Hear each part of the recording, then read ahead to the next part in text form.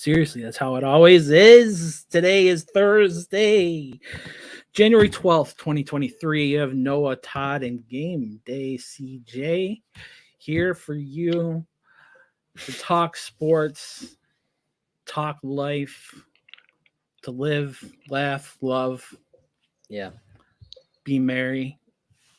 other words. And to get Mary. everybody through this month of no sun, we are here to brighten your day We are. and give you that vitamin C you so desperately need. Isn't it D? That too. The B, sun is C, D. whatever. Yeah. They're all the same. D. All the The vitamins are the D, same. It the doesn't C, matter. They're all the same. Yeah. So any viewers who aren't related to us or friends with us, we're giving away 3 t-shirts and 3 Funkos today if you interact with us. So we have our Twitter up at Gameday716. You can interact with us there. And we have Stuff. the interaction where you can interact with us through our site. So and where do they say it? They see it on YouTube, right? Yeah. So you can interact with us on the Gameday716 channel on YouTube, and you can win something cool tonight. It'll either be a Fort Knox t-shirt or a Golden Arm t-shirt. Or like I said, Funko Pops, which are going to be surprises because I don't feel like telling you. So how you doing? Good. Anything exciting? No. No? CJ, you tell us something exciting. That's like tough. I'm on the spot right now. I'll tell you something exciting. Yeah, that's going on in your life. Because I got nothing. I'm just working. Yeah, I mean, working too, looking like probably be the first year we look at we're looking at about 3 figures Nice. income. So I'm happy about that. It's a good year. We're going to keep that going as long as possible. And if not, we find something else. But yeah, That's the way. But I tell you, yeah, I can't get over this. It's like this, the lack of sun really has me in a funky mood today. In a funk. You're in you got like, what's that called? Sun depression. Seasonal depression. Yeah. Sad. Seasonal. You're sad. It's seasonal You have affective disorder or something like that. It is. It hits a lot of people. So But it's just how things go. And how are you doing, Todd? I'm good. Working myself. Just living the dream. I got a Taylor Swift blanket today. Did I say There you did go. I say 3 figures? Yeah. Jesus Christ. Congratulations. Yeah. Thank you. We're gonna make about $900. There you go. Six figures is what. Yeah, I we meant, understood. Right? Yeah. Okay. Like, Okay. Everyone understood. Yeah, Everyone right. understood. I was like 3 figures. That's nothing to be excited about. Like you're $900. homeless. Yeah. In 1 year, like you should be homeless. We made $100 this year, Yeah, so that's okay. well, solid 3 I figures. just had to rethink that through. I'm starting to go back to it. That's awesome. That's funny. But we got some good stuff to talk about. Did What? Did you watch the Golden Globes? No, I didn't even know they were on. No. Like I mean, like I watch regular TV, but it's sports. But like the thing, what channel was it on? NBC 7? maybe. Oh, ABC. Yeah, I think it's ABC. Okay, I don't remember ever seeing a commercial for it. I knew Carmichael was hosting, and I liked. Yeah, him. it would be if it That was was on NBC, probably- it would have been a Saturday Night Live alum. So it was definitely ABC. Yeah, because I mean, like I watch college football games on there, but I don't remember like maybe I just zoned out. But like I literally until yesterday when I saw Gerard Carmichael's intro, I had no idea it was even a thing. Yeah, well, it Like, was a thing. But Elvis also, won. like I noticed too, that's like my generation. Like we don't really watch like those award shows or anything. Yeah. Like No. there were a lot of people. Doesn't mean much to us. yeah, like around in my age who like, because I ended up watching it, the Like Raj highlights? Carmichael thing on a stream, and yeah, and so like So I'm old. other people in the chat were also saying what I was saying too, like they had no idea it was on. Yeah, around I that. agree. So Oh, Grandma watched it, so that fits right into your fits right into my to demographic. your narrative. Yeah. So I loved Eddie Murphy's bit. I have to say that. that was good. That was a very good way to close the show. Yeah. I agree. So boy, for not seeing it, you both had a lot to say about it. Yeah, I thought I did actually see. I saw like a part of the Eddie Murphy, like a quick snippet of that, and then I saw the whole Gerard Carmichael thing and Jennifer Coolidge's speech, and I thought Gerard Carmichael's. Wow. I thought her speech was actually really good. This is amazing. And I thought he was really good too. Look at everybody out there. Wow. Is that a bit or no? That's how she talks. That So is is how that- she but talks. is that But a that's also stick, like though? what they do on Saturday Night Live too. Right. Like, is that? No, a I stick, think though? that's how she is. Mm-hmm. Oh, That's wow. how she is, like in real life. So, Coolidge. I'm Jennifer Coolidge. Yeah. Wow. So Mackenzie did not practice. That's why Beasley got brought up, right? I would assume. Beasley, but he didn't get brought up. He got signed because they couldn't bring him up anymore. Right. So Okay. he's actually on the roster now. Hamstring for Mackenzie. Mackenzie has a hamstring. Oh God. So not a hand. Yeah, I don't know. Not a why it's hamstring. hand.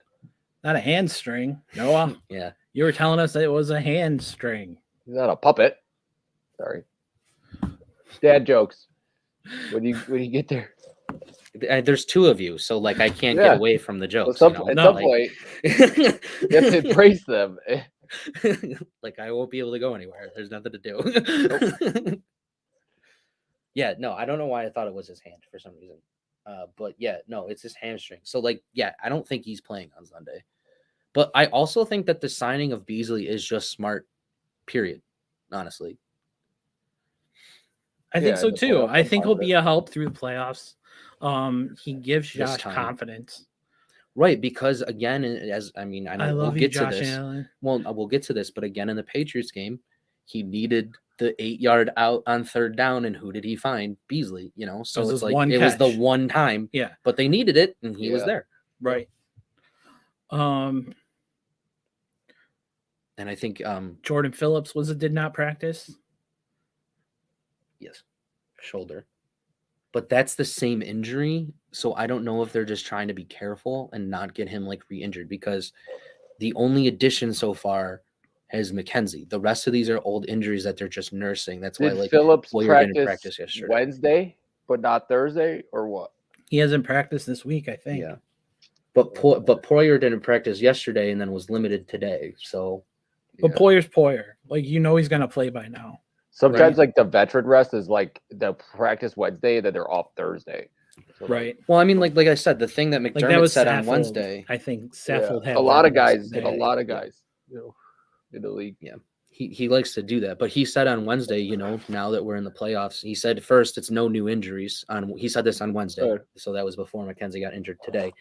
But he said now from here on out, you know, it's nursing old injuries, making sure guys are healthy. So I'm sure we're gonna see a lot of, like, we'll see. I'm sure we'll see Josh with a vet rest at some point if we Yeah. get super deep. Like, you know what I mean? So I wonder what a limited session is for, like, Allen. You know, like, is it like he just runs he with just the like throws ones? into like. Well, he garbage just time or runs with the something. ones, and then like all the individual drills and stuff. I'm good, dude. Like I'll catch y'all tomorrow. Like, you know what I mean? Yeah, Like, maybe he just like runs like 1 7-on-7 and then he's Yeah. like, I'm done. Like, 'cause I don't know. Because to me, what's the point in limiting him, right? If you're not running 7-on-7s or something higher than that, you know? What yeah, I So, mean, like, I think if he were to get vet rest, it would just be full. That's Like, it. you're not coming Yeah. to practice today, Yeah. rest. You know, Mhm. Joshy Poo. But you know, we Speaking have a of question. Josh, John Brown. But we have a question. What's the Micah. status of Micah Hyde? It's just his practice window's open. He says he's Yeah. healthy. So a lot of He's people good don't to go, understand but- how IR works. Right. I don't mean that about, the person that just No, commented as much it's as I Yeah, love no, true. them. people don't. Yeah, because they were So- because like Yeah, if you want to break that down for him, Noah, and just kind of explain to him Go ahead, what it CJ. means. Well, why don't you? Yeah. Oh, okay. I mean, so yeah, no, IR is basically for Micah Hyde's situation. He was out since September, right? Mhm. Yeah. So when you have an 3 injury, games in. yeah, when you have an injury like that, it's one thing to just come off of IR, and it's another thing to, so they've opened his window. He's still technically on IR, so he doesn't have to have a practice designation right yet. But if they decide to activate him, they have He also 21 doesn't count on days. the roster. Right, they have 21 days from the point of when he was activated, which was I think Right. Monday. Yeah. Or what? Yeah. Yeah, it was Monday. Okay. And so they have 21 days from Monday. If in that time he's practicing, he's playing in that 21-day period, and he doesn't feel as though he's going to come back or it's getting worse or anything like that, they'll shut him down, and then he won't play the rest of the season. If during that 21-day window he is able to continue to rehab and get better like he has, then potentially he could be back. I mean, they're definitely ruled him out this week. So I would say there we is see some Cincy hope for next week. divisional, but I would assume if we get to the conference, he'd definitely be there in the conference. Yep. He said that he's healed. He said, and I quote, "I feel good. I haven't had any setbacks. I'm ready to go. But like I said, it's not up to me." And when he says it's not up to me, he's talking about the doctors, obviously. But yeah, I mean, that's the best news I think we could have gotten, that he's confident. Obviously, he sounds confident that he thinks his neck is fully healed and that he can be out there taking hits. And Yeah, he's Yeah. been practicing in a red jersey. yeah. So, which is good to see him practice. And just to have him out there. So I think that's pretty cool. Definitely to see that about Hyde. If you are watching us, forgot to say this, and you are watching us, send a DM over Twitter to @Gameday716 so we actually know you're watching us. Don't just post something in our stream, because there's a lot in our stream. My stream is very strong. So we can get back to John My Brown. stream flows very well. As of it flows very well. Like I press the button and it just let's get back to the young John Brown, as Skip Bayless. the young called him. John Brown. The kid. He's got a future. He's got a future. A He's going to be a bright star. future. The 32-year-old, Did you hear about 9-year that? vet John Brown. Skip Bayless Had No. no idea who he was. He had no idea who he was, and he said he's got a bright future. Well, neither did the guy He looked running like he has a future star. Star all over him. who is it? The Called him a graphics kid. designer that runs the when he scored the touchdown. Oh, with the Hodgins Mhm. picture. Yeah, that's true. Yeah. Yeah.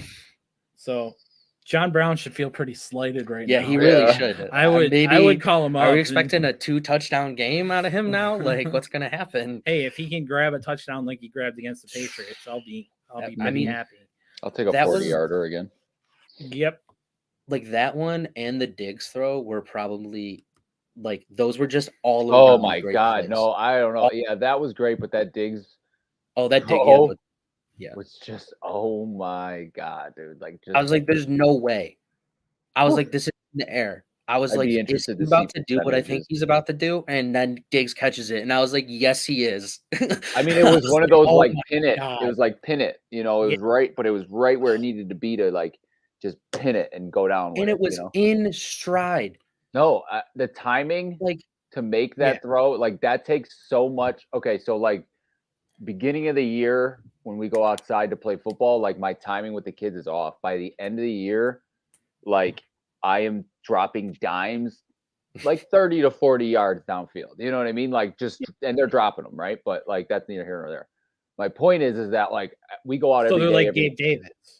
Well, we go out every day, every Or other McKenzie. day. And then, as they're you keep dropping. going out, it's just so much repetition that you're finally, and that to me is exactly what they have from just so much repetition and going over it and going over it.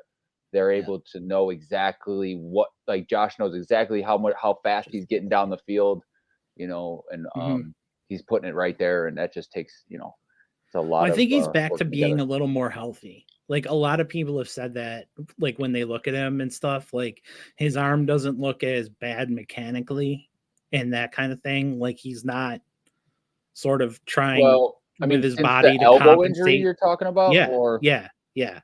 and what week did he have the elbow injury? Week Middle of the 13? year. Yeah. It was after it? the Vikings game. Was it? Okay. It was when we played the Jets in New York, And in we New won. Jersey. So I think that was around the Vikings game, and the Vikings game was like week 10. Okay. Like I said, in the middle. Well, Okay. I mean, like I think we heard though a couple weeks ago from Josh that Josh said he felt his elbow was the best it ever been. I think it was before the Dolphins game. Yeah. So But that's a lie. When you have to say that's the best it's ever been. Well, you see the team running more, right? I mean, after that point. And it's working, Right. though. No. I'm saying, but that's a reason. Like you're alleviating stress on him, I Right. think, in that scenario. So No, yeah, I agree. I think that was the reason. And then, like you said, as he's gotten better, fully healed, I think it's you can see it. I agree with you. Yeah, they're opening he up the flipped plays. both of those. Right, they're He opening flipped up them. Yeah, Like that. Like he was the one to John he Brown was just Well, he was rolling out to the right. He was doing this on the run, pointing at John Brown to go deeper. And the interesting thing that Josh said about both the Diggs and the John Brown play was they were trying those two plays all game. That they had tried like the John Brown play, and I guess John Brown motioned from the left side of the field to the right, and then ended up going like that way and going straight up. But it was like an option. He can either turn around to do a curl or go. And Josh saw it on the touchdown, and that's why he was pointing for him to go, because he was telling him, and then Josh just launched it. I mean, he flicked it. I mean, that was a stereotypical, like, Josh just flicks the ball 70 yards. Like, you're like, how do you do that? You're an alien. And I mean, to do that on the run, and then the Diggs throw, he set his feet, and then it looked like he just flicked it again, like that. And so I'm with both of you. I think his elbow, perfect time, is either 99% healed or fully healed. That's the best it's ever been. Right. But if you have to save it, that's what I was saying. That's my point. I know I was taking your point. I know. I was just joking. So let's talk about the game. Let's talk more specifically about the game. So this was obviously. Are you okay? This is going to be called the Hamlin game, right? Yeah. Or would it be called the Hines game?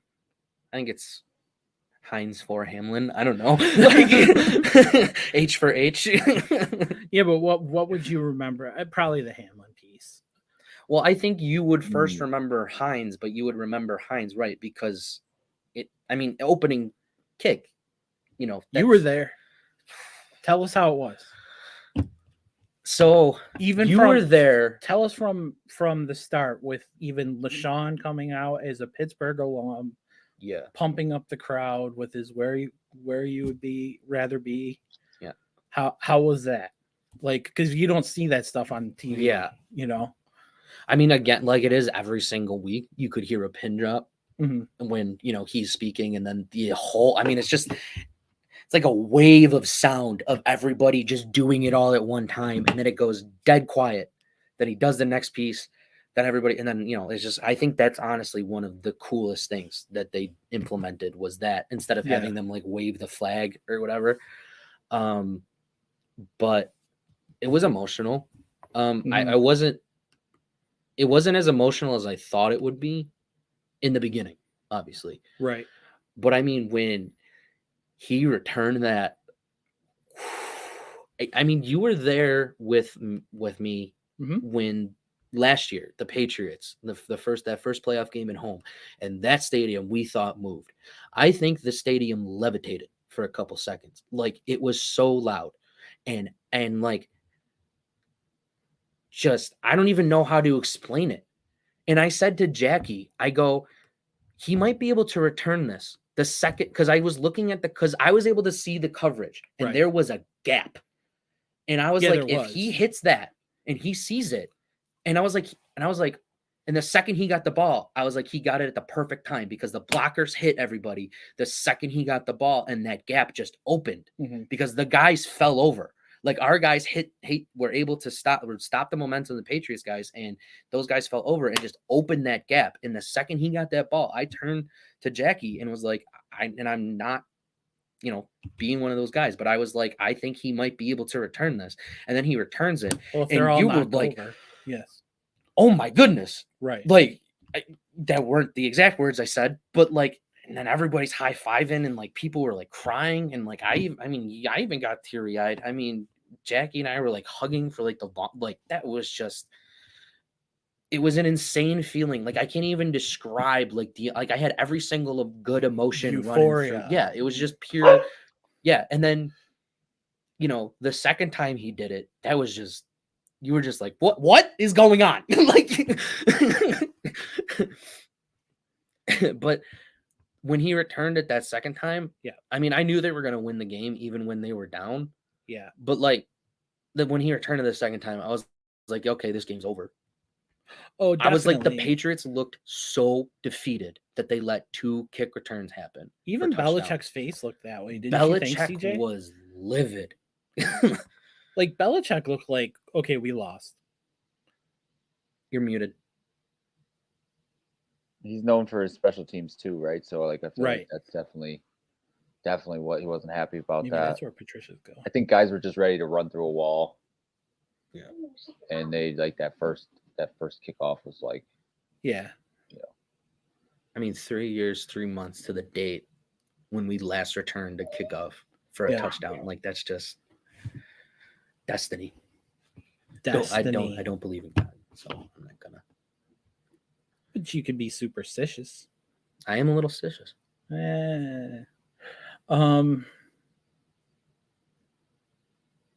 But yeah, I mean, the atmosphere was just insane the entire time, and I mean, even nobody doubted.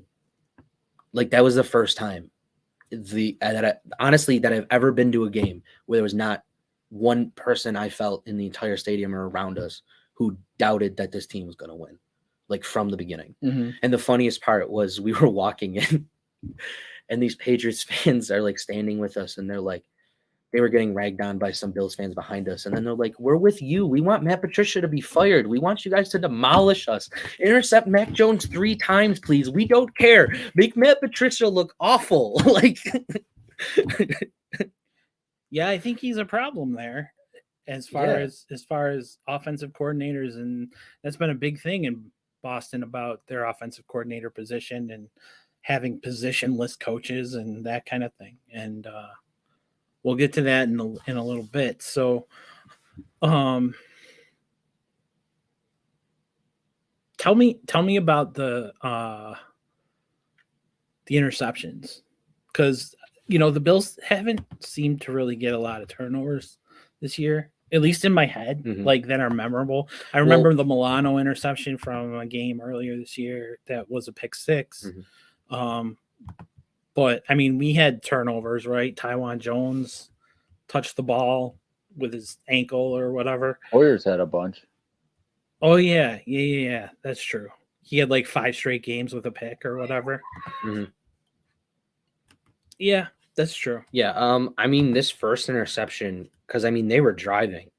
This was at the Buffalo 21, and when Trey intercepted it, first of all, that was extremely athletic. Perfect cover. I mean, yeah, it was perfect coverage, but the way he had to catch it though to be able to, I mean, like he could have tipped it easily and just, that could have been the end of the play. Right. But he I thought it was super athletic. And then we were home by the time the Edmonds one happened. But you left early. But we're not leaving early this weekend. No. I don't care. Well, yeah, because I mean by that point we left after we punted that last punt, and then we punted back to them with like a minute and a half left. Gotcha. Okay. Yeah, because the Edmonds interception was the one that looked like the most fun to watch. Yeah, I was sad I missed it, but I Just was how it got hearing it. tipped and like, Yeah. Well, I heard. Well, first of all, I was able to pull up Odyssey and get the radio. First of all, I think Chris Brown is really good. I agree. Um, Have you heard the radio calls at all, CJ? No, not really. I With watch Murphy it. out and Yeah, Chris, no, I Chris haven't Brown really listened replaced. to him. Man, Brown has been really good, like clever, mhm. like with some of the stuff he says, and But I mean, when that Edmonds, he went crazy when that Edmonds he went interception. crazy I thought that with was the awesome. Hines Mhm. touchdown. Yeah, I mean, I thought that he was had- like I thought that was an iconic call. it was Honestly, like it was like really what cool. he said. I was I like, don't that remember was what he said, but it was pretty cool. It was Yeah. definitely cool. If you, here's what I'll say: if you're out there, you can DM me right now, and we'll give you a shirt of your choosing. Well, not any shirt, but so if we get a DM by 7:30 from someone to at Gameday716, you will get a t-shirt. If not, we'll move on.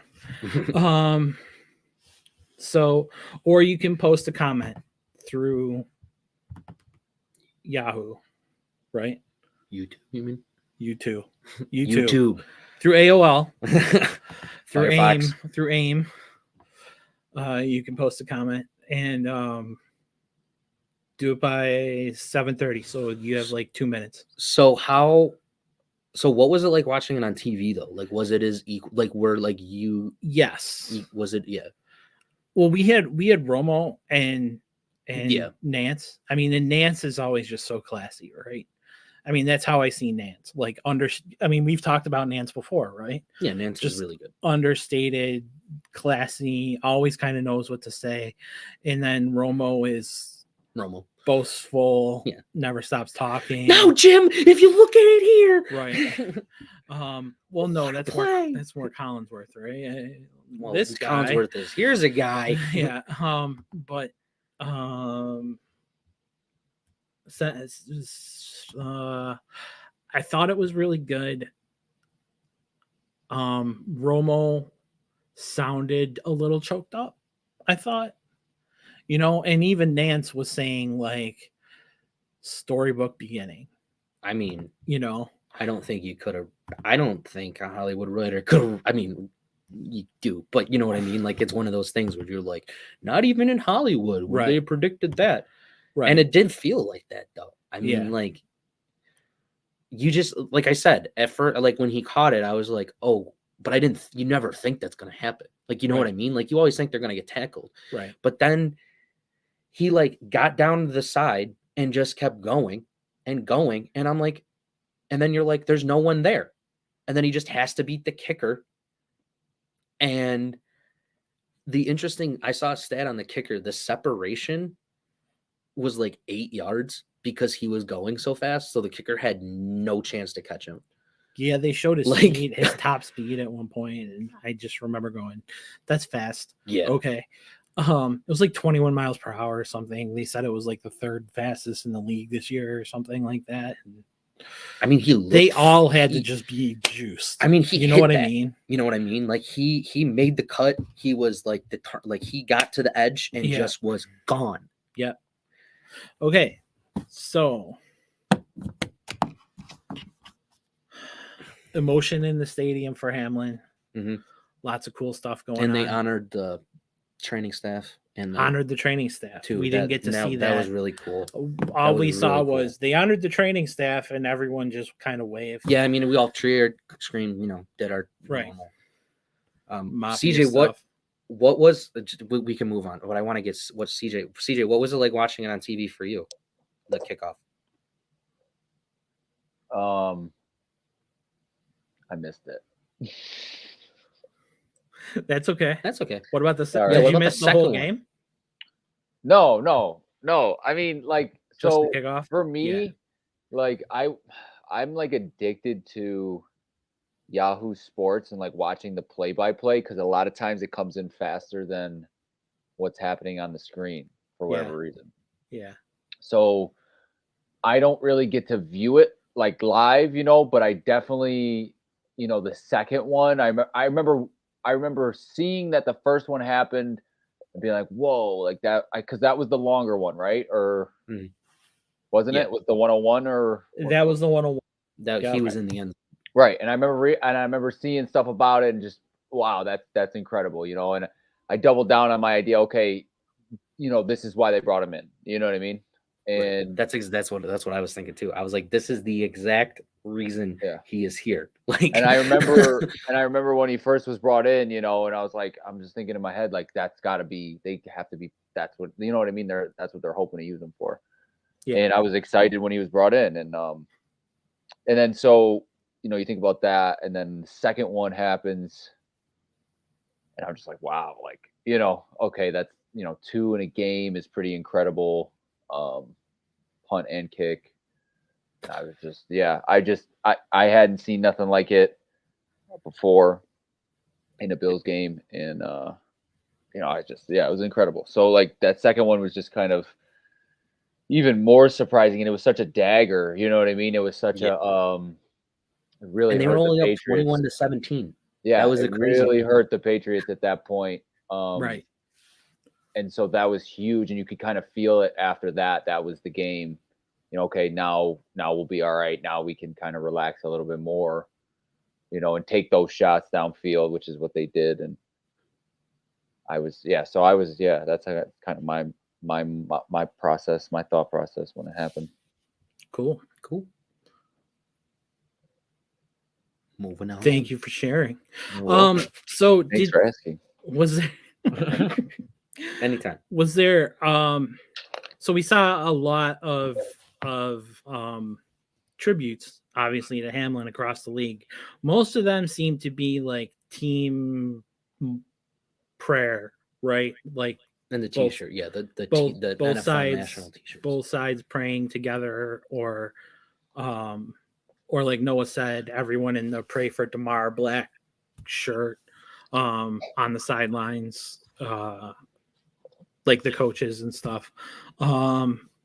Was there any like special ones that stuck out to you? I don't know if you were paying attention to that at all, but like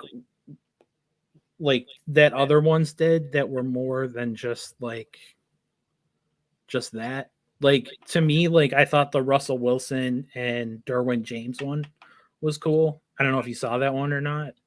No. Like where the two of them went, because they're both number 3 for each team. Oh, okay. Like, and they went down on one knee and like, did that kind of thing. And then I seen a lot of support, from a lot of different, not just NFL, but basketball, baseball, stuff like that. I saw, you know what I mean? Like, yep. I know there's no baseball going on right now, but okay. just stadiums lit up and stuff like that, and that was real That's huge. true. That was that was cool to me, to or buildings in some cities too, like that. Yeah, exactly. And it's good to see that we can all kind of come together when something like that happens, and it's great to see that he's doing a lot better. So that, I mean, specifically nothing really like to me that I was like, oh well, I just it was all kind of take it all in as love. One of the ones that Noah and I were talking about, did you see Mahomes with his cape that he had? We thought that was kind of cool. And then I think that was it. Rodney Thomas, the interception for the Colts. During the game. Because Rodney Thomas and Hamlin were college teammates. So Rodney Thomas got an interception for the Colts on Sunday, and then he took the ball to the 30 and placed the ball down, and they all celebrated. Oh, nice. And I think they crowded around it and put the ball down, and that was the whole celebration. And then they walked away from it and left the ball there on the 3. Yeah.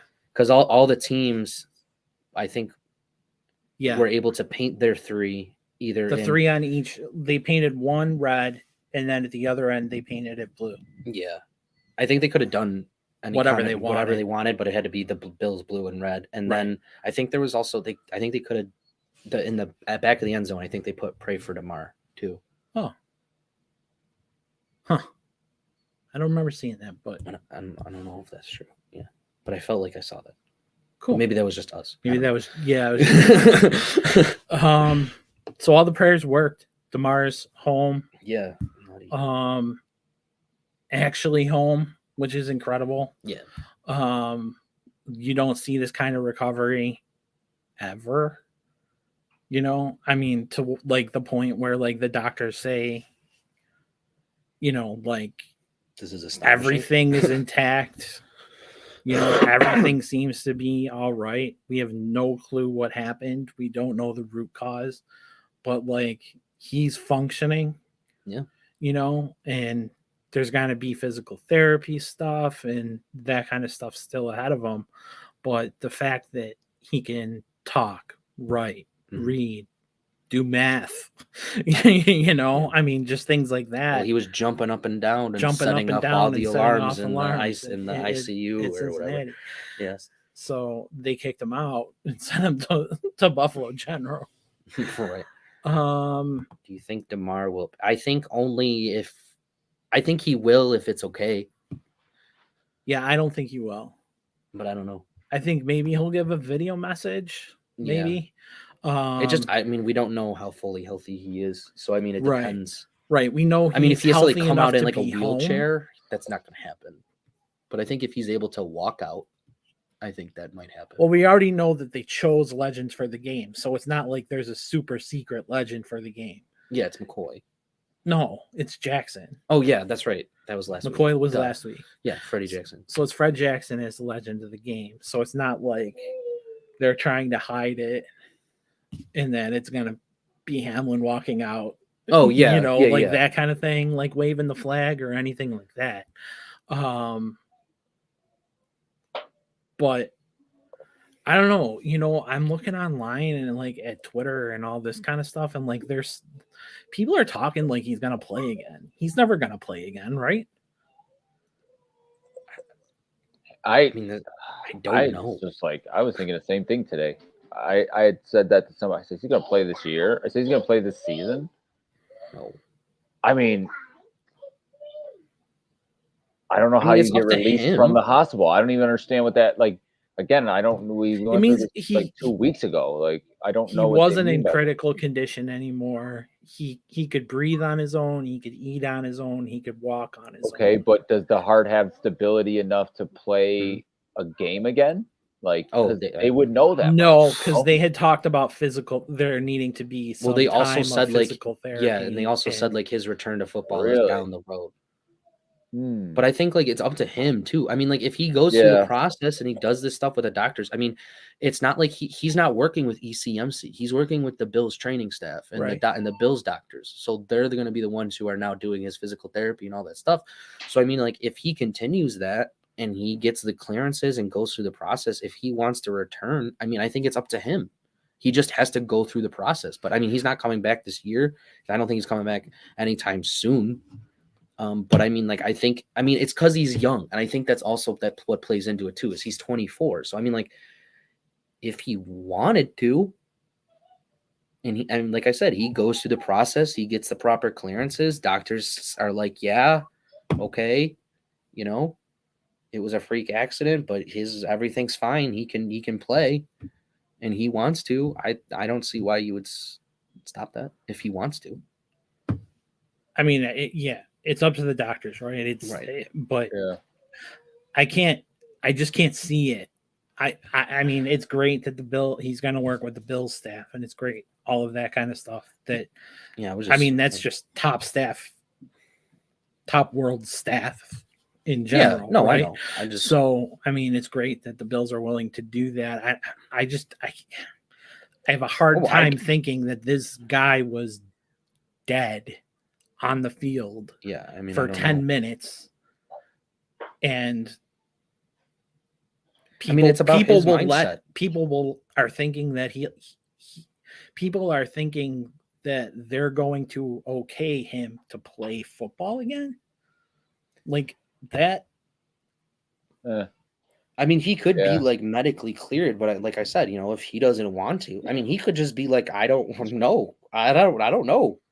Like I have trauma from that. I have, you know, like all that sort of stuff. I don't want to be back out there again, and that's more than justifiable in my opinion. But I mean, like, if he were to return, it's not going to be anytime soon. No shot. I mean, the doctors even kept saying that too. They're like, the return to football, then that conversation is down the road. Like, he has to get through this physical therapy. He has to get, I mean, like the doctor said, their goal is to get him to where he was before it happened against Cincinnati, right?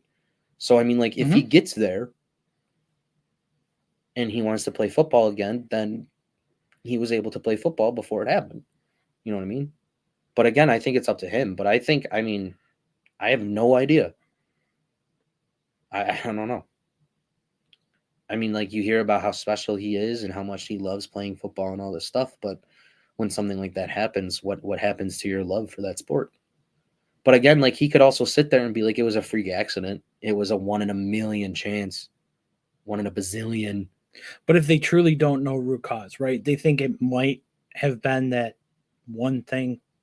I don't remember what it's called, but yeah, where he got hit right at the perfect time to stop the heart. Because I mean, like, he didn't have any heart problems beforehand. There wasn't anything there. Nothing in his family history, nothing, that kind of thing. And like, I just don't. I don't know.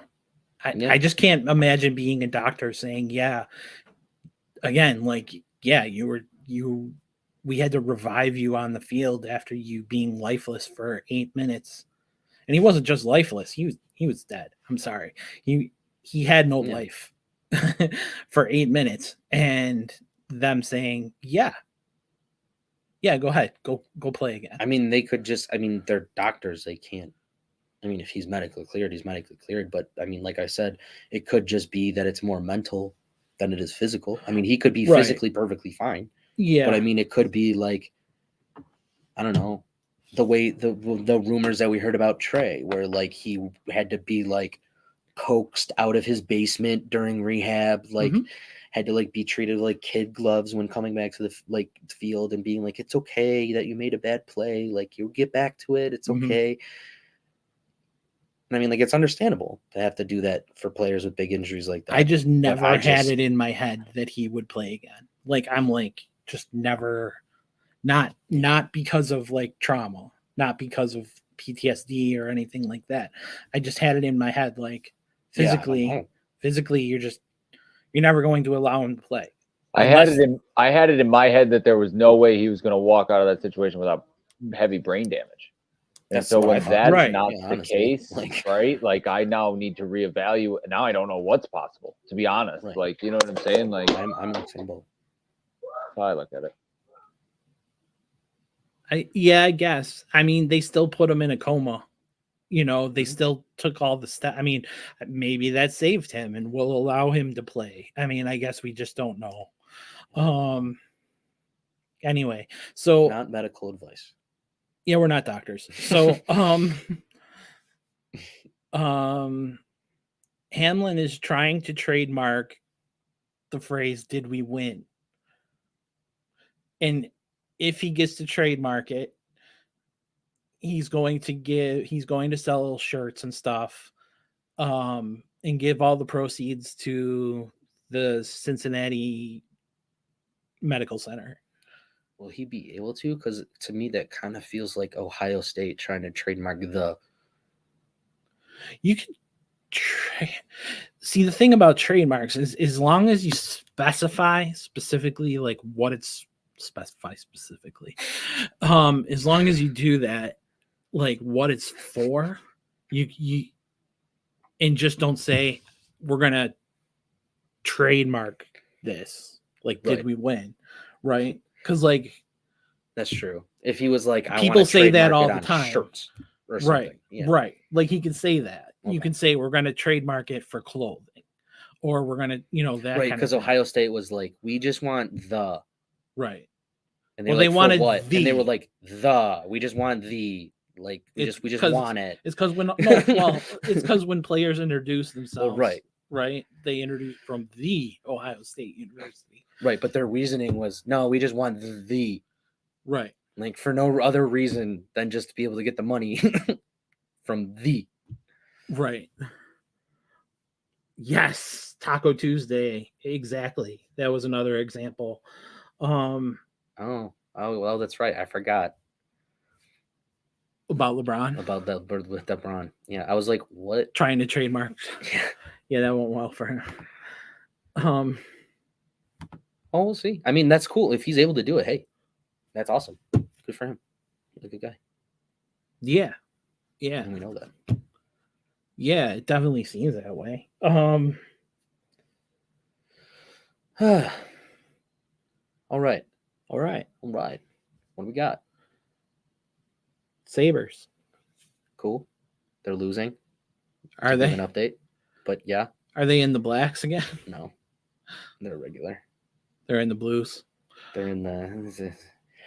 I saw somebody on Twitter because a bunch of people were like, "Oh, we should make the black jerseys our official jerseys," and people were like, "No, the blue jerseys are the most perfect jerseys the Sabres have had since like the 70s." Yeah. Like, Yeah. you Yeah, keep no, I the get blacks. You keep the You keep the black jerseys as the third one, and it can be in rotation, and then you keep the normal home and away. Like that's it. But I think I really, really hope they keep the goat head pass this year. It's so awesome. Yeah. Like it's so awesome. Like I'm not glad- that just my generation gets one, first of all, but it looks amazing. Like, oh, So yeah, beyond the black jerseys, the Sabres win in them often. 6-1. They're 6-1 in them. They lost their most recent game. Yeah, they've been on a skid. And Comrie was in net and gave Yeah. up 4 goals. And I was on listening, and 22 shots. and I saw some of the stuff that Granato had to say today, and he was bringing up some good points where he was saying like they're trying too hard.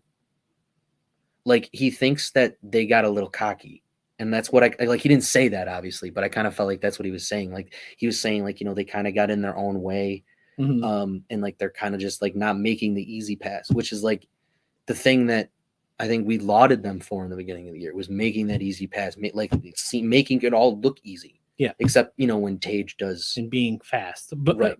And that kind of thing. But I think you have seen that. I don't know if either one of you has watched any of the recent games, but I think, first of all, I want to shoot Comrie into the sun. I'm done with the Comrie experience. I'm done with carrying 3 goalies. I mean, they had to send down Quinn, right? Mm-hmm. Yeah, but he's not. They had to send down Fitzgerald, and then he got claimed. Right? Which is really annoying. Yeah, because they don't have defensive depth. Right. And Fitzgerald was like a good 7th or 8th defenseman, and now you're stuck with Bryson. You're stuck with him. Yeah. Right? And like that sucks. Yeah. But the good thing about Quinn is he's only being loaned, but technically he's still on the roster. So like I guess like it's just paperwork. Yeah, it's on paperwork, but like they'll just be able to just keep like he doesn't have to drive to Yeah. Rochester. Yeah, but that's annoying. I think they got to trade. I mean, do you trade Anderson to a contender unless he says it's okay? That's true. Okay. You go and you talk to him and you say, "Hey, like, do you want to go win a cup? Do you want to do you want us to move you to someone who is looking for a good solid backup, or do you want us? Yeah. Do you want to stay here? And break whatever record it is that he's going to break here." I don't know. I think when it comes to, it's just stupid. It's stupid because now you have to do all this stuff. Ukko-Pekka Luukkonen is playing too well to not have him be the starter, the full-time starter, right? Yeah. And for the Sabres to truly give him a chance to say, you can claim the starting spot and we'll go in next year with you as the number 1A. Yeah. And so like from that standpoint, that's where Comrie becomes a problem. I mean, did they not trust UPL? I mean, is that I the don't problem? know. I mean, we knew for how long that I think statistically he's just not that good. I mean, like from a statistic they standpoint, win. I know that. I'm not debating Right. that. I'm saying statistically, I think that's probably what they're hung up on is that he allows what three goals a game average. If you give up 3 goals a game with this Sabres team, you're winning. I'm The problem not is when you're arguing it. the I'm just problem saying is when you're their giving argument. up. The problem is when you're giving up 4. And that's what Comrie does. Yeah. Like that's the difference between he has a 3-5. the difference between Goals Luukkonen against. and Comrie is a goal to me. I feel mean, ya. in my head. I think And they win a lot more with them too, and I understand where you got, where what you're saying though, in that, you feel like he deserves to he start. also seems to make a lot more saves and take on a lot more shots than when Comrie plays. They seem to play a more defensive game when Comrie plays. Yeah, CJ, what were you saying? What was it? Do you finish your point? Yeah, no, I was just saying I see where you're coming from, where you feel like they hate him, but I just think that I don't think they hate him. I just think they like have this really weird relationship with the guy. Like, I think they're just trying to keep their options open in case, whatever. Like if they can find something better, they're gonna try it. But yeah, I think that we need to move on from that notion after a certain point. You know what I mean? Like, okay, I'm with you, CJ. I mean, I can see why there's. I mean, think about how smart Adams and Granato come off. If they're sitting there and looking at the numbers of this guy, I mean, I get it. Yeah, statistical. I'm telling you, that's all it is. 9 wins on the year and he's 9-3 this year. He's 9-3. And it's like, but I feel like, and scoring in the NHL is up. So this like 3.5 and this 8, and I think it's more the save percentage, the 894. He's sub 900. All right. I mean, that's not how many shots has he taken? Does it say? Shot against 400. Those numbers matter to higher end guys who are going to be the ones to tell you to try to put someone else in or. Well, Pagula, we know because in their mind it's like we could do what we're doing offensively. I'm sorry to cut you off with a different guy. You know what I'm saying? Oh, like I see if what we you're improve our goal, Lee, then we improve the whole team. Can already do what they need to do with such a goalie. If we can get so this is like a messy running backfield. If we're going to use a football terminology, they're going to just ride who's ever hot. But which is what and they're giving them both an opportunity to get hot. They're trying to see if Comrie can come back from because it's because Comrie came back from injury. They want it. I think I see what CJ. They want it. They're trying to give Comrie the shot to get hot like UPL did. But I mean that's. But you're wasting games, right? That's what I just said. Like this. Do we not talk about Aaron Jones on a weekly basis? Do we not talk about Aaron Jones and how frustrating it is to know that he is probably their best goal line red zone weapon, and yet they put in AJ Dillon every time it's the same situation. Right. You know what I mean? They think they have something there, and so they're giving him that opportunity to prove themselves right. Fortunately, it's not going that way, and they're gonna eventually, if you want to win games though, and you want to be in it at the end of the season, you have to put what's winning regardless of statistics, regardless of that's exactly what I think. Like, I mean, but I don't know if they're convinced they're going to playoffs yet. It's the Flutie Rob Johnson argument, right? Yeah. Like Flutie didn't have the standard look of a quarterback, and so your football guys said he could never play in the NFL. Oh yeah, and then suddenly he comes in with the Bills at does well 38 years old or however. I don't know. He wasn't that old, but I mean, he comes in, plays for the Bills, and outperforms who they traded number 1 pick for, and then they're too friggin' stubborn to play him in the playoffs.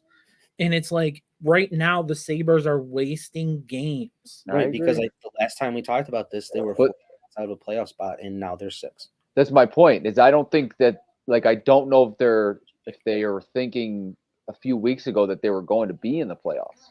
Right, but things change. No, right? I agree with you, and I'm saying that okay, as of now, if we're this close and this is what's gotten you wins to this point, you stick with it. You know what I mean? Like, I feel like the problem is they want to do the trust the process.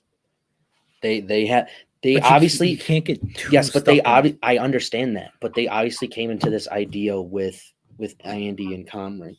You know what I mean? And like I don't know what dirt Comrie has on them. I really don't, because and I'm with you guys with both. I can see where CJ's coming from, because I can definitely see that with Granato and Adams, where they're looking at stats and they're going, well, we brought in Comrie, you know what I mean? And I think I don't know. I think they might, I don't want to say like guilt isn't playing a part in it, because that's like stupid, but like they just want to like give Comrie the chance. And it's like you're giving him the chance and he's throwing them away. He's not looking good. Like UPL might lose, but like right, he makes the ridiculous save. Like he makes saves off of his face mask. Like, you know what I mean? Like he takes like 40 shots a game, and I bet you Comrie takes 30, if that. I mean, I think they play more defensively when they're playing. If I remember correctly, the last game that UPL played, or the game before that, yeah, like he faced 45. Like 46. Yeah. And Comrie just faced 22 and let in 4 goals. And that's like, because like it doesn't make sense. None of this makes sense. This idea of 3 goalies doesn't make sense, because it's like, if you're looking at it, you want to look at it statistically. I can see where they're coming with UPL, but then if you're looking at it statistically from Comrie as well, it's like every single time you give this dude an opportunity, yes, he might get a win here and there, but UPL's racked up 9 of them. I don't think Comrie has 4. Like, right, he's got 9 in 13 games, right? Yes. So he's 9-3-1. Yes. Is UPL. Yes. And Comrie, in like, you know, Comrie's stats, I feel he's 4-8 in 12 games. With a 367 and an 883 save percentage. Like right. So a higher goals against, also lower save percentage. I mean, are they just like they don't want to be wrong about Comrie? No, I was gonna say, like, are they just doing this because of Anderson? Like, are they just waiting for him to come back? Best goal. Well, yeah, obviously he has like a 1.5 or something insane. But I mean, like, what are they going to do when he's fully healthy? I don't know how you roll 3 and try to find a hot hand. Right. I've never seen a team do that. Because the other right. I mean, this also right. This isn't like a backfield. You can't do that where you can't just have, because it's goaltending. I don't know how you do this. I don't understand. Teams do it with 2 all the time. Right. Well, right. I mean, that's what we said for next year. 1A and 1B, go out and sign some mid-range guy and pair him with UPL and go from there. Well, Comrie's under contract next year. Yeah. Well, buy him out. I don't know. Shoot him into the sun, please. Trade him. I don't know. Like, I don't know what you do. CJ, do you have ideas here? I'm getting at my wit's end. Like, what do you do with these guys? What do you think? Like the plan, like. Their plan right now, obviously, we're going to ride with 3. We're going to wait for Anderson to get fully healthy, and we're going to figure this out. But what do you do from there when Anderson's fully healthy and you have 2 goaltenders who are hot and Comrie? You know, I mean, you I don't know. Like, at that point, you get rid of one of them, right? I mean, you have to. Like you said, you approach Anderson, and then you move forward with the 2. I think Anderson makes the most sense because he's on a 1-year deal. Yeah. And he's old and like right. And he might want to win. He might want to win, but it's only fair to ask him. And if he says no, then you respect that. Oh, absolutely. I don't think they would just move him. If he says no, then maybe you work on something for Comrie or whatever, but or you send Comrie down and see if it pisses him off and he asks for a trade. Or maybe it pisses him off and he becomes insane in Rochester like he did with Winnipeg, which is what got him the deal with us. Right. Because he was like, I'm sitting down here riding a 2 goal against. Someone will claim Comrie if you put him on waivers. Someone, because teams are always looking for goals. Yeah, that's true. And he's young, and somebody will think exactly what we did and be like, oh, he's young. Give him a chance. He just needs it out. Sorry. Oh, go ahead. Oh. I thought he was saying something after I did. Yeah. All right. So Tage hasn't scored in a game or something. I don't know. It's been a few. It's been a few games. Tage got cold. But I mean, that's just what's going to this is another growth. This is another. They this might is another be growth they period. might be walking into one of those where they go, okay, now we're out of the playoffs. Which I think is what's happening. I think that. But they're doing it on purpose, which is, I think, what makes me mad. The other problem is teams are starting to figure out what we're doing. Nah. They're starting. I felt like Philly kind of took away Tage. I felt like Seattle. I felt like Minnesota really tried really hard to take away Tage, and then Tage was just like, I'm better. Up lines and Yeah. stuff too, and then Tuck had 2 goals. Playing with Cousins. The other thing is like Granado's known for like switching, but like I felt like he hasn't. But I get it; they were winning. I don't know. The Sabres are a conundrum. Oh my God, right I don't now. know what you do. Like this hurts my head because you have the 3 goaltender thing, which I don't know how you handle that because Anderson's going to come back, and I don't know how you don't play Anderson. You have to. You have to with what he was doing before he got injured. But then when it comes to this team, it's like they went down against Philly and then kept going down against Philly and then end up losing 4-0. And he didn't like change lines until like midway through the second. Right. And I'm like, and Seattle was ugly, and tonight's game is apparently ugly. Yeah. So I think it's just Granado has to learn how to be a coach. I mean, like he knows how to be a coach, but he has to learn these things where it's like when it's not working, how to mix it up. Right. Like he has to figure out what works, which is what they said in the beginning. Yeah. I mean, they said going into the season, right? We want to figure out what works for this team. We want to figure out who's going to stay on this team. We want to figure out who's going to go on this team. And it does feel like they're doing that. But also, why don't you want to win? That's my problem. That's totally my problem. Like you can trust the process, but only for so long. You can go with it. But like if suddenly, like in Josh's second year, he started lighting the world on fire like he did in his 3rd season, and then you move everything up. Right? You go out and you get guys. I mean, if he carried, they went 6-10 that year. And then if he carried that team to the playoffs or something, right, you change that up. Right. Which is kind of what was happening. Right. You had secondary scoring, but you also had Tage popping off, like going at an insane rate. Right. 120 points or something was the projection at one point. But you also had you had the secondary scoring. You had the stuff that wasn't there before. And then it stopped working. But then you kept trying it and doing the same stuff because you're trying to trust the process. And it's like, you can still do that, but you can also, like, you don't have to run the same play that you did in Boston to try to get a goal against Seattle. Like, that's not going to work. Right. Like, you don't think everybody saw that and went like, oh, that's a play. Right. Because it was literally a play. Because Dahlen literally went go to Tuck, and Tuck went. And it was the perfect pass and Cousin was right there, and boom. And they tried it again against Seattle, and Seattle stole the puck. Right. And it's like, I get trying it, but it's like you have to know the situation. And I guess it has to go with what I talk about all the time is the maturity of this team, and what I think we say to Sabres fans all the time is relax, But yeah, I mean, obviously we want to see them in the playoffs, and we're itching for that.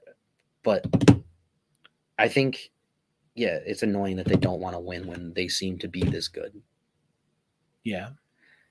Because I'm on board with that 10-game losing streak was a fluke. Because even during this skid, they still won. They're still winning. They're still getting a win here and there. They're just not looking as good, but they're still winning. Right. So I'm completely on board that 10-game losing streak to start the season was just a complete fluke, and that this team is as good as they present. But I think this team has to grow up. I think this team has to learn what it takes to play better defensively, to play better as a team. I think they love. I do think that they love playing together. I do think that a lot of them know what the players are going to do. Mm-hmm. But you also have to, like, I don't know. I feel like sometimes they get too comfortable. They get too comfortable with what was what's working and that kind of stuff. And So, agreed to be frustrated. So Mike win. LaFleur has left the Jets because the Jets have left Mike LaFleur.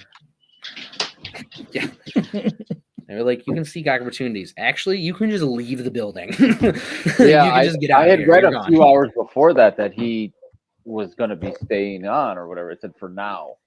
And then a couple hours later, it's like, no, we're gone.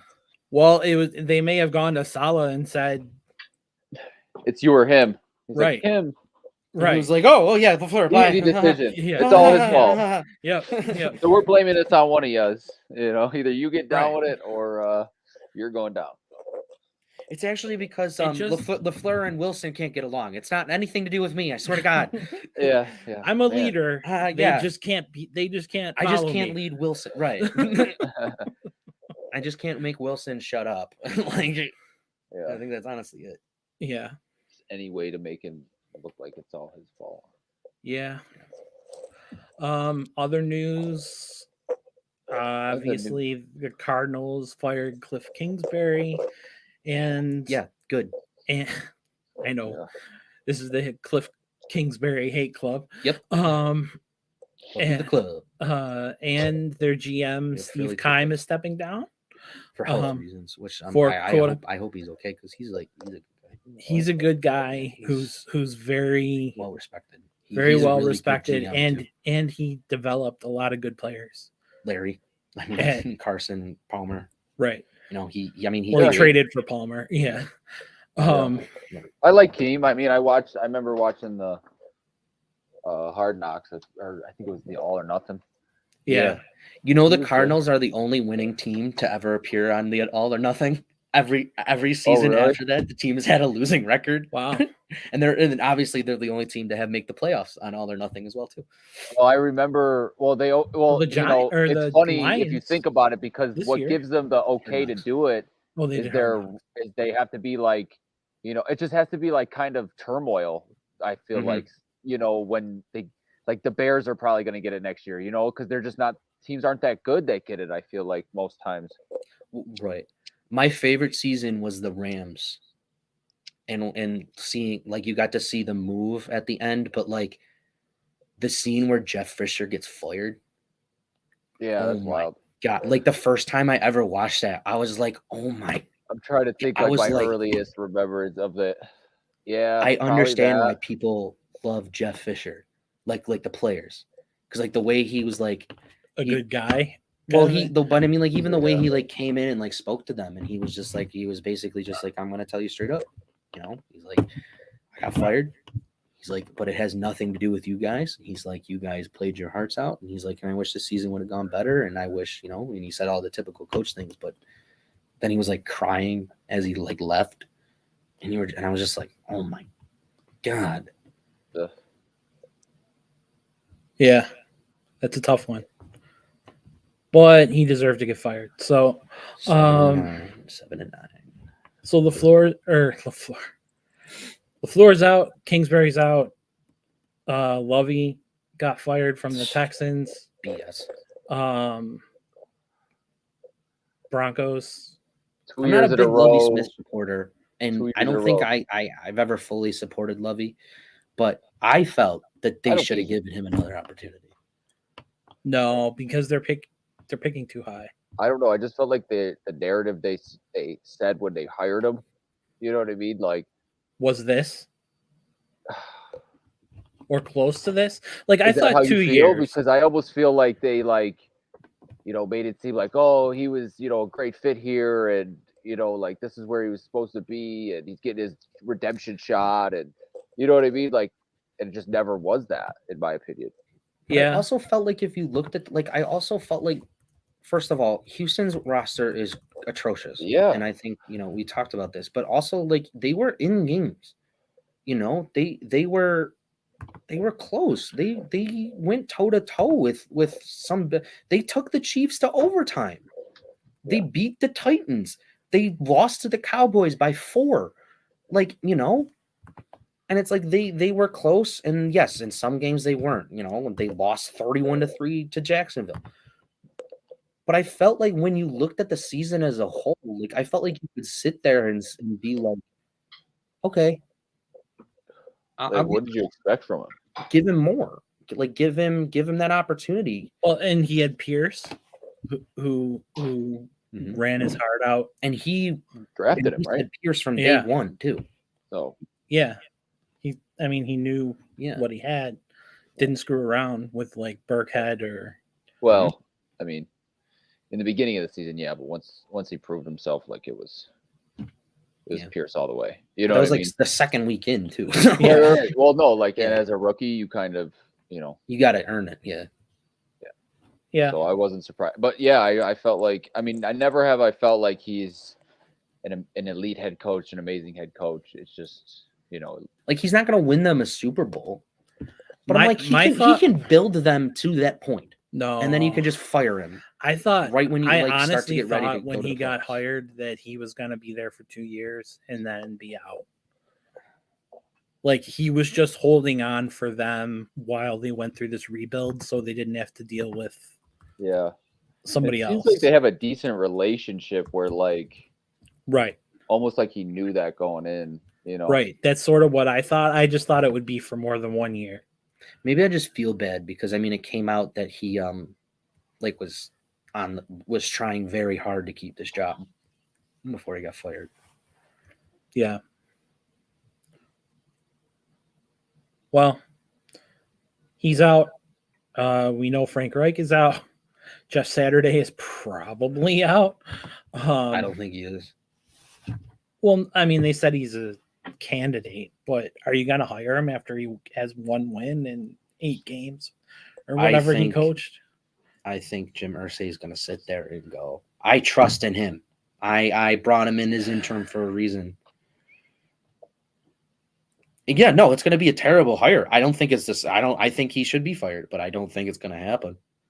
Well, they have a list of people who they've requested interviews for, and it's your standard list of guys. Yeah. I mean, Well, I think they when with an interim coach, don't they still have to go through the process though?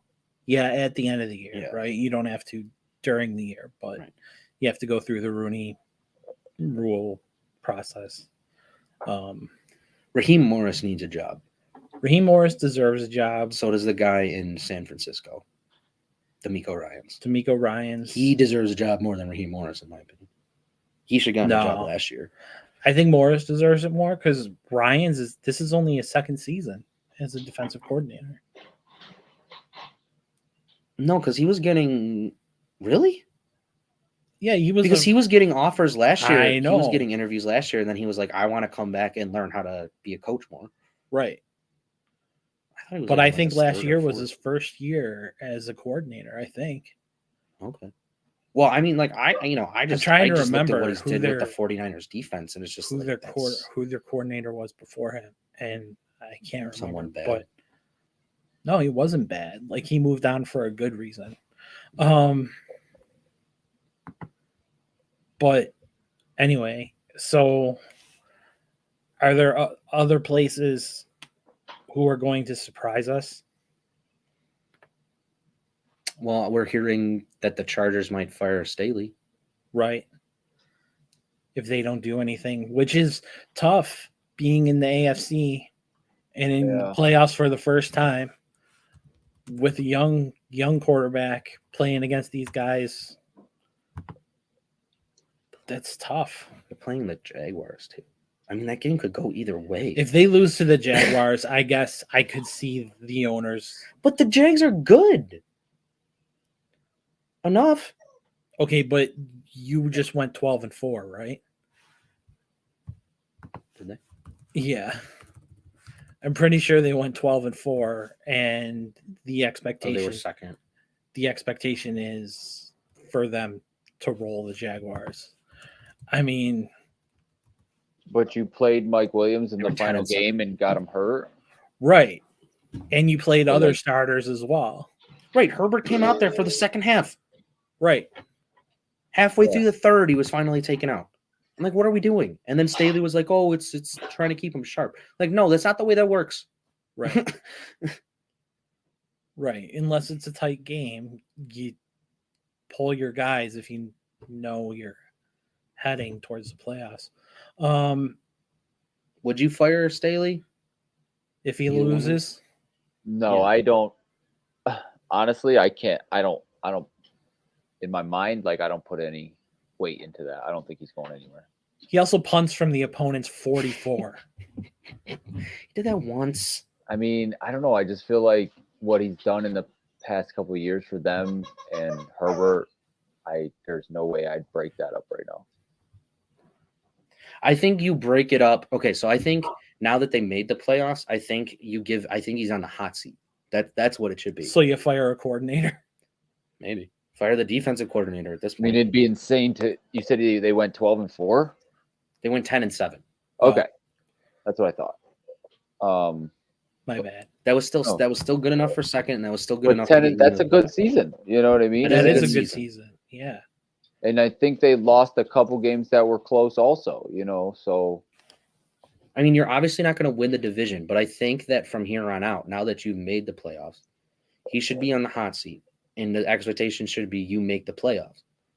And I think, because I think the way he gets fired is I think he's the guy to just get them to be able to get them to the playoffs, but I have a feeling they might lose to the Jags because he's going to do something stupid. He's going to like mismanage the clock and not know what's going on, which has been a problem.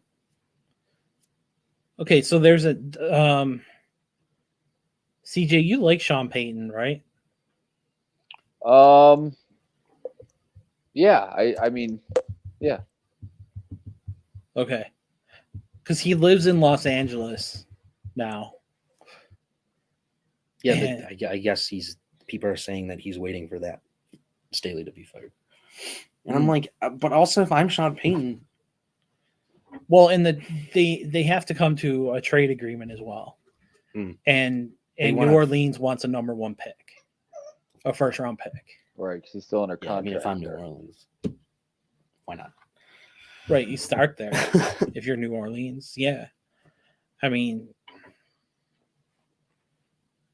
especially if the Broncos want him. I mean, do they have like the 9th pick overall or something? Because they have, whose pick do they have? They gave up everything for Russ, but then they got someone else's. Yeah, I don't know. Anyway, but not relevant. So all of the Texans were granted permission to interview Sean Payton. Are they going to give up the 2nd pick overall to get Sean Payton or whatever they have, the 3rd? First? I mean, okay. I mean, if we're being realistic when it comes to the Saints, they're not going to get that unless it's next year. Because obviously, at least from these teams that are this high up, but I mean, if I'm New Orleans, obviously I'm going to ask for that. Like, why not? But I don't think they're good. Okay. If you're McVay, are you walking away? Knowing CJ, there's, what do you think on that? Knowing there's absolutely a media job out there for you. You're on mute if you're talking to us. I think that to me, this seems to be just like a similar move to what Peyton did. I think Peyton felt as though obviously management and him, I think, weren't getting along as well. And I just think he kind of realized like, hey, it's going to be a couple years till we're back in this thing. We'd need another quarterback, And so I think that's the reason why that happened with Peyton. I think McVay seeing it kind of similarly. I think there's got to be something going on with him in upper management. And obviously he could find somewhere to go, easily. But I kind of see it as like a power move and trying to control your own destiny, and which is fine. It is. I don't hate it. I think that people in those kinds of positions that are sought after like that, they have the right to make whatever decisions they want as far as they make because you do contracts 4 or 5 years, and sometimes it's like you're good in that first 2 years, and then you can't really get much done, or you don't get to do your vision as much or whatever. Yeah. And I can totally see it, and I just kind of think once Peyton did that, it kind of made him realize like, hey, I can do that also. Yeah. I don't know. I think he's playing chicken, honestly. For what? I have no idea. I don't. Yeah, I mean, I agree with CJ. There, I mean, there obviously are things that we don't know, but it just doesn't make sense to me. Yeah, I mean, they're in a similar situation where they're looking at another rebuild. If Stafford doesn't come back, you're definitely But not. he did it with Goff. I mean, I get it. You traded him for Stafford, but you still Goff built isn't the bad, team around Goff to Yeah, what it is right now. I mean, Yeah. You know what I mean? It's not like he does. Like, that's the part that I'm hung up on. Is like why he's also young. Like he's not that old. So it's like why are you like sitting there being like, oh, rebuild? You know, and that's the way I agree with you, CJ. I think he's sitting there saying that too. But some I don't players want to go through that. Like, why? Yeah. or some guys just burn out. I mean, they put their all into this and then they say, "Whoa, I need a break." You know? Nah. I mean, you Yeah, don't know yeah, if the I know. appreciation I'm is just there joking. or he feels appreciated from management, or you know what I mean. Like, I'm sure Yeah, it's those are weird. I factors just wonder too. what happened. You know, like Yeah. did there like Les Need like say something to him when he was in a bad Well, mood or something? He Like, apparently has a great relationship with. Well, that's Snead. what's strange is like that's to me, it's always been the McVay show, right? So like, Right. Mhm. where would you go that you would get more power than you've already had? So Washington, which is where he started. okay, and you'd be like a GM/coach or something, yeah. Yeah. If I'm McVay, right? I walk away, let Washington clean up their mess under Rivera while I go do media, and then But that's gonna take like and then as Washington cleans up their mess, you come in after Rivera goes 500 for 2 more years. and forgets that the game he's playing in can kick him out of the playoffs. Right. Right. And then you go in and you coach Carson Wentz to a Super Bowl. Another one. Yeah. Even though he was hurt, he still got that ring. That's true. Thank you, Nick Foles. Oh, Victor Olofsson scored to tie the game at 1. He's good.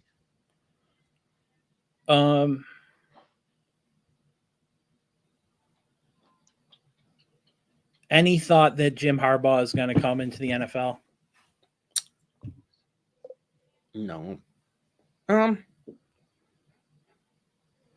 think if it's a boatload of money, because he's making a boatload of money already. He's making $7.5 million, and they both put out a joint statement. The University of Michigan and Harbaugh. It was a joint statement? Yeah, they put out statements at the same time. He's not going anywhere. You don't do that. It wasn't a joint statement, but it was like still they came out at the same time and said we're both negotiating in good faith. But they did that on purpose. Yeah. Like you don't that was definitely planned. So I don't think I don't think he's going anywhere. I mean, I don't think he's like scared of the NFL, but I think he's sitting in college going, I'm good at this. Like, why leave? You know what I mean? Unless an NFL, I think at some point, but I think an NFL team would have to come along. Boring, right? Yeah, but I think an NFL team would have to come along, and I think right now, an NFL team would have to come along and offer him a boatload of money for him to leave. And I don't think any NFL team is going to do that. I think the Colts would. Because they're dumb, but yeah. I don't know how Harbaugh would do now in the NFL. I really don't. I do think the Colts would. Out of any of the teams, I think they're the team who would drop the money on him. I mean, I think the Panthers would, but I think he said no to the Panthers. He did. Mm-hmm. No, they had a talk, and then they were like, this isn't going to happen. This isn't going to happen. Yeah. I mean, most of these teams have screwed it up enough. Either, like CJ, you were saying, like with Denver, like how this is their second. Well, I mean, how they only made it 1 year with Hackett. Not even.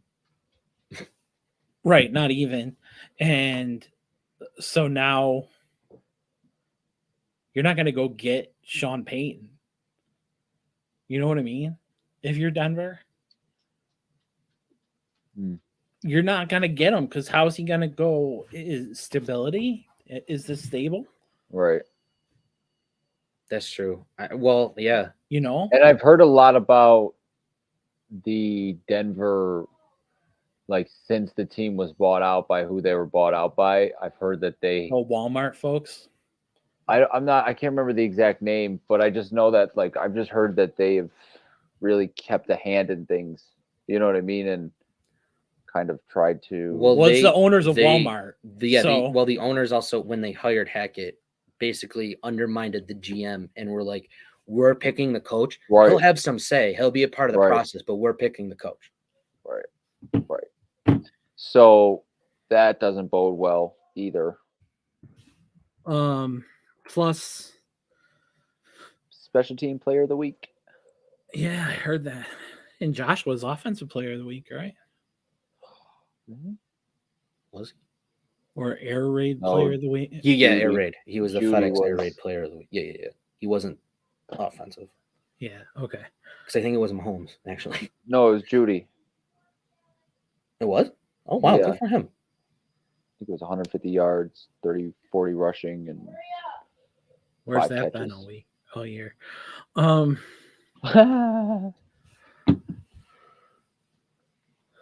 Anything else for us?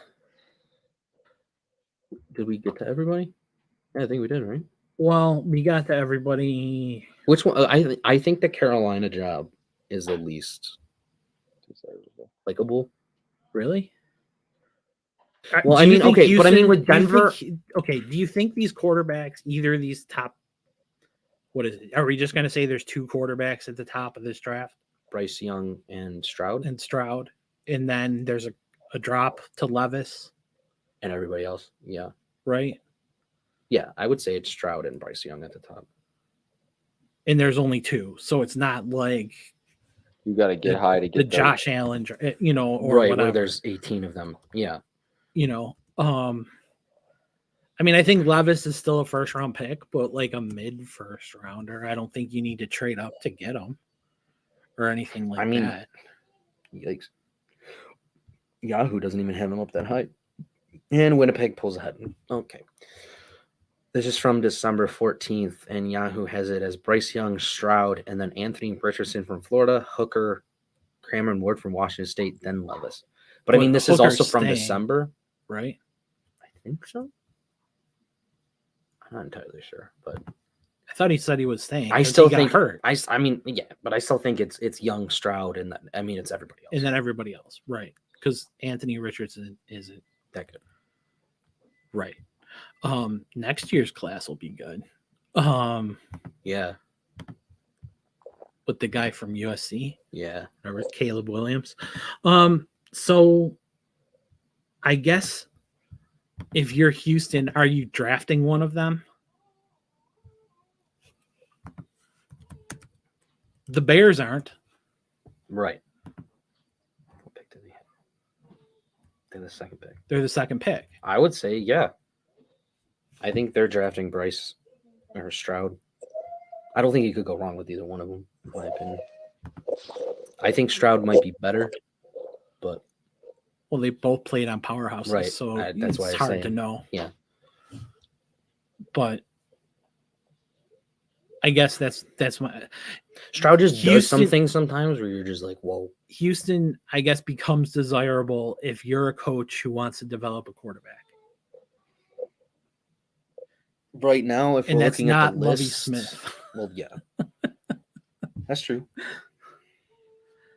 I mean, if you look at the list, who's on the list for The Texans. the Texans, who they've requested interviews for, are Thomas Brown, the tight ends coach of the Rams,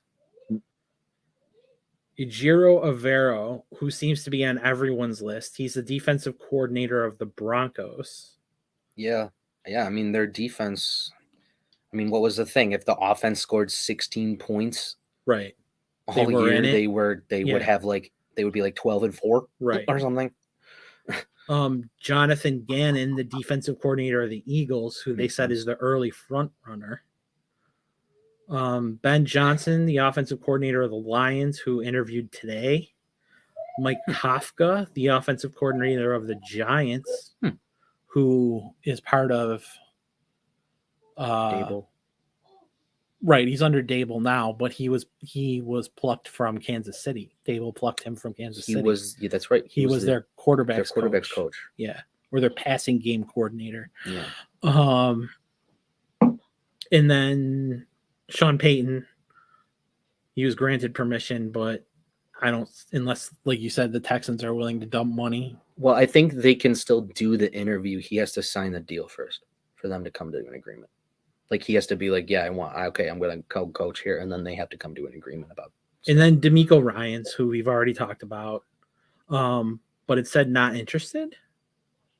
Now it's saying not interested. And Shane Steichen, the offense coordinator of the Eagles, is interviewing tomorrow on Friday the 13th.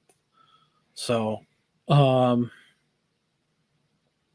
that's A lot of defensive guys. Yeah, that surprises me. Then you just keep Lovie Smith. I don't know. I don't know.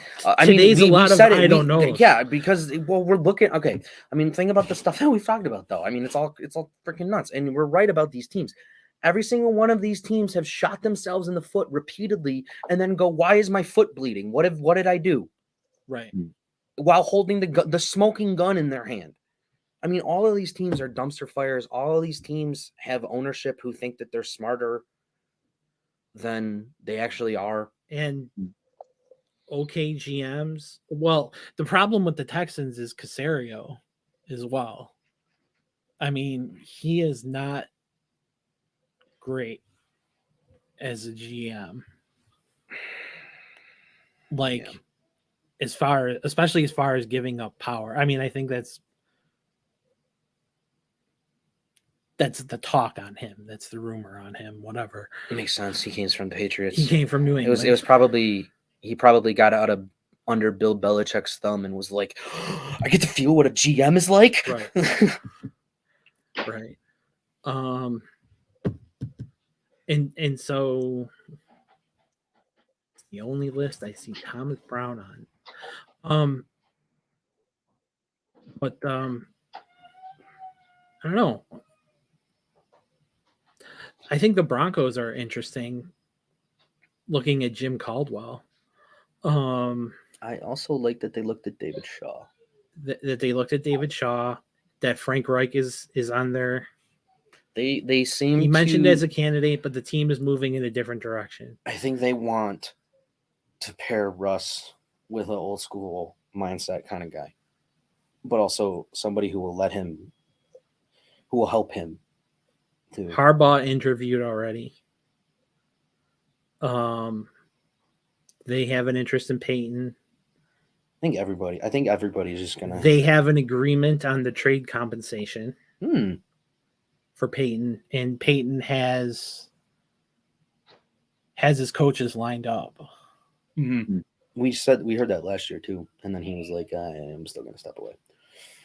Yeah, this year he actually does have his coaches lined up. I read the thing, and it's like he's got a list of like all the guys who have said, "Yep."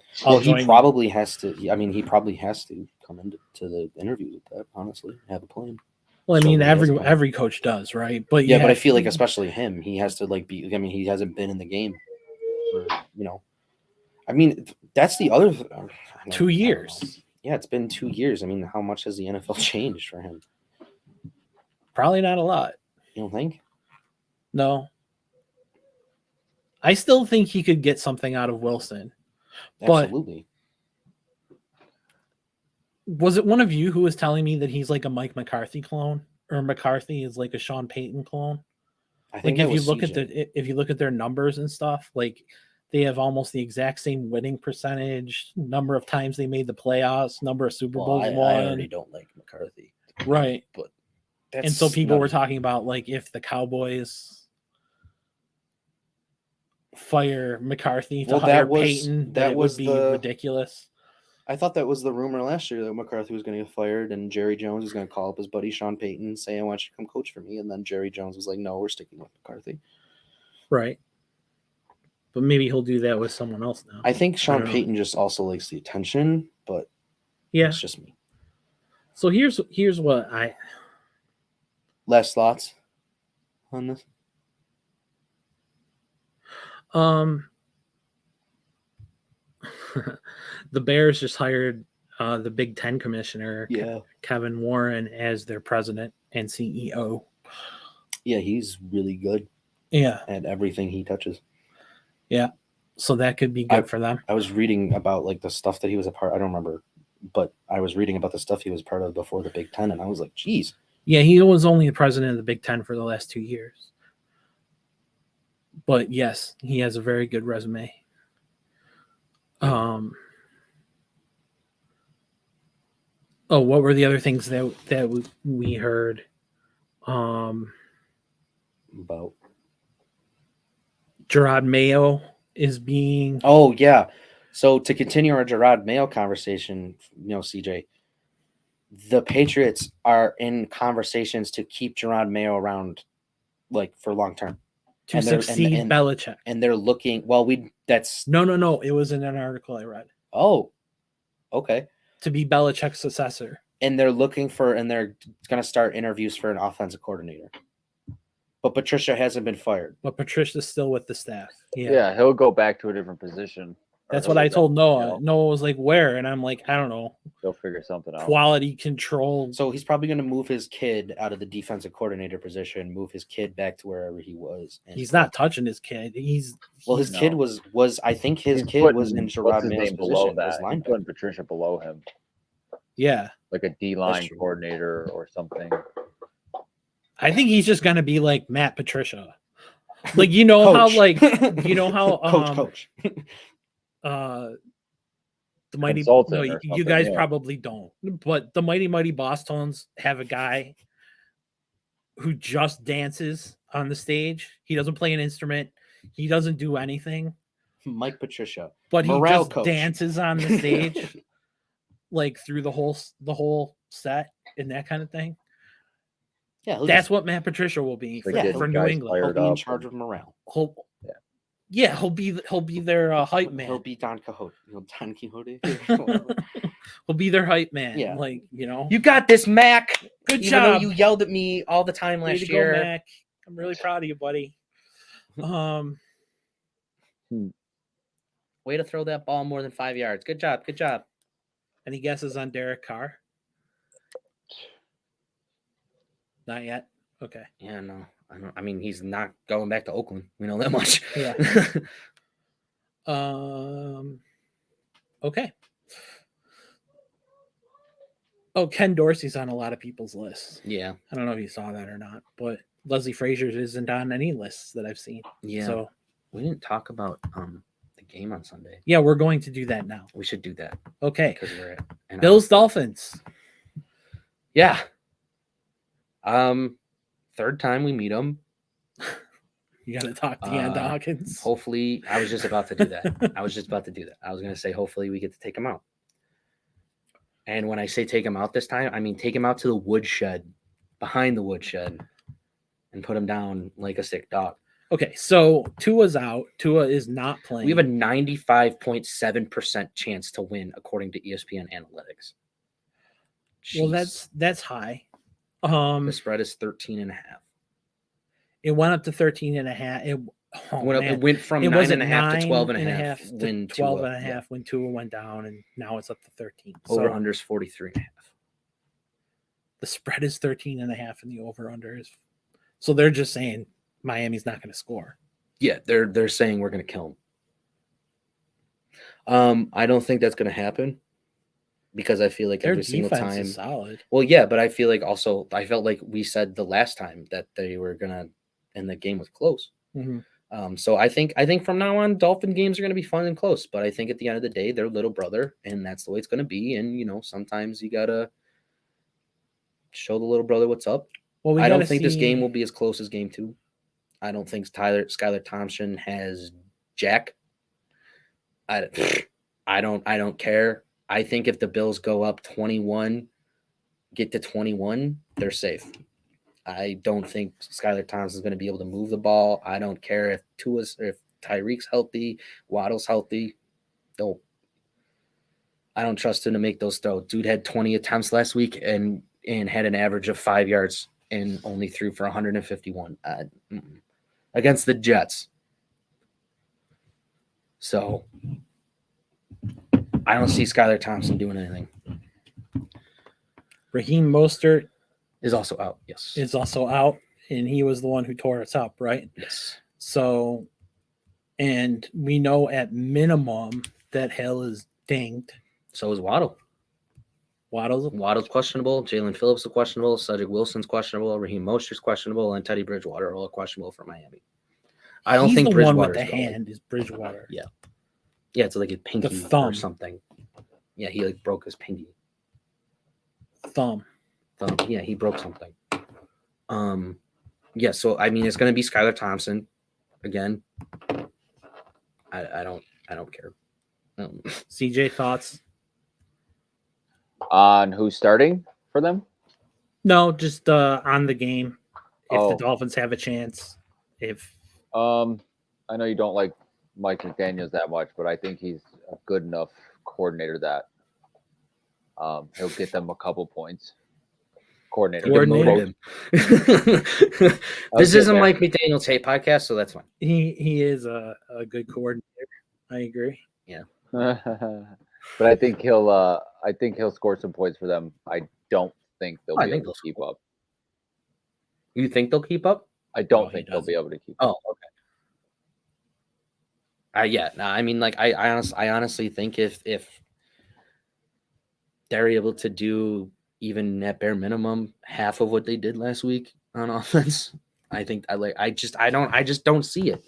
I think they can even get away with as long as they keep scoring points and keep putting the pressure on Miami and Skylar Thompson to follow them. They have no chance.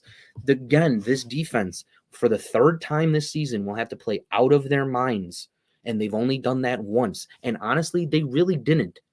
They really haven't played out of their minds. I mean, the last time we played them, we scored 32 points, if I remember correctly. Mm-hmm. Yeah, their defense is good, and they'll get their sacks. But when it comes down to it, I would be worried if Tua was playing not with Skylar Thompson. They're not. I just don't see it. I think I feel the same way. Like everything would have to go with right. the amount of injuries for the Dolphins that exist. I just think the injury bug has finally gone the right way in the Bills' direction. Not actively rooting for people to be injured, but no, we would never do that as Bills fans. Especially after what just happened with Hamlin. But there's too much, like you said, too much for them to overcome on a very talented Bills team. We should be looking ahead to Cincinnati. Mostert wasn't even present today. Watto was limited, and Bridgewater were limited today. Bridgewater has a finger knee. Yeah. I don't think it'll be close. I don't know if it'll be 13.5, but I think at least 10. At least a touchdown, bare minimum. Betting the over or the under, CJ?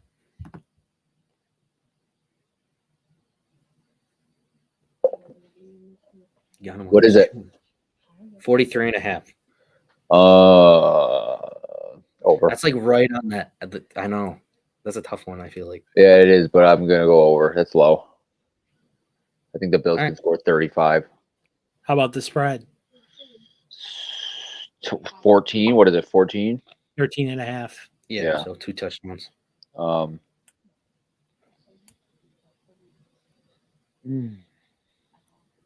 It's tight. I can see it, but we also know how the Bills are.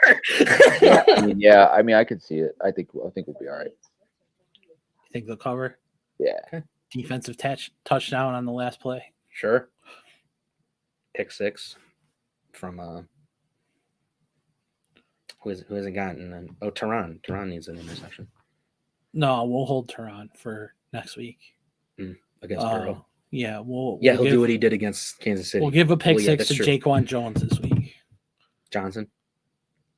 You mean? Yeah. To Daquan. Oh, Daquan Jones. Oh, you mean the lineman. I thought you meant Shaquan Johnson. Wow. No. Never mind. Yeah, that works. Whatever. Sure. Yeah. If he can, you can make A it there. 97-yard, Yeah. Okay. I'm gonna need some a help. 97-yard pick six from Daquan Yeah, he pitches it to Ed Oliver at the last second. Yeah. Daquan Jones. All right, wrap us up, Noah. Okay. If you Made it to the end, we appreciate you for listening, watching, being with us. As always, interact with us at Twitter at Gameday716. Subscribe to us and like on YouTube Wow. at Gameday716 as well. Okay, Jennifer Coolidge. Wow. Yeah, if you made it to the end and you're still here, we appreciate you. I think the Bills, No gifts for anyone. go Bills, go Sabres. As always, stay safe, stay happy, stay healthy. Tell somebody you love them. Stay steady, Buffalo. Rest in peace, Jeff Beck. And Pele.